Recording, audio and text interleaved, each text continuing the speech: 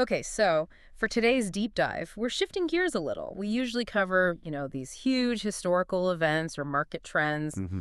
but today we're looking at a masterclass in fraud from the world of Motu Patlu, I love this one. It's the episode Osley Dude Nugly Dude. which means real milk, fake milk. Exactly. And it might sound like a simple cartoon, but honestly, it's a brilliant look at consumer rights and, well, forensic investigation. It really is, and it kicks off with such a simple, perfect clue. Motu and Patlu get this milk, and a local cat. It just refuses to drink it. Yeah, it just walks away. Yeah. And that's your canary in the coal mine, isn't it? When an animal's instinct tells you something is wrong with a food source, Right. And most people would just, throw it out? maybe complain a little, Yeah. but they don't do that. They decide to audit the entire supply chain themselves. They go right to the source, the stable. They want to see the cow being milked with their own eyes. But here's the thing that got me. They don't just go to watch. No, they bring technology. They bring tech, they pull out a lactometer. And this is where the investigation gets serious. It's not just a hunch anymore. Not at all. For anyone who doesn't remember high school science, a lactometer basically checks the density of milk. Milk is denser than water. So if the device sinks too low, It means there's too much water. It's scientific proof.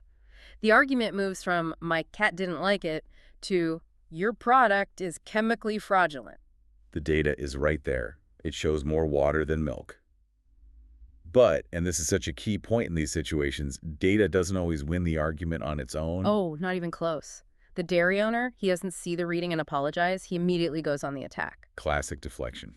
The machine is broken, you're lying. He physically throws them out of the stable. So now they have the milk is fake, but they have no idea how. And they can't prove the scam without knowing the mechanism. So they change tactics. They go into stealth mode, they hide and just observe. And this is where they spot the genius of the scam. It's actually kind of brilliant. It is. The guy milking the cow, he has a hidden pipe. A pipe running down the inside of his sleeve. It's just malicious engineering.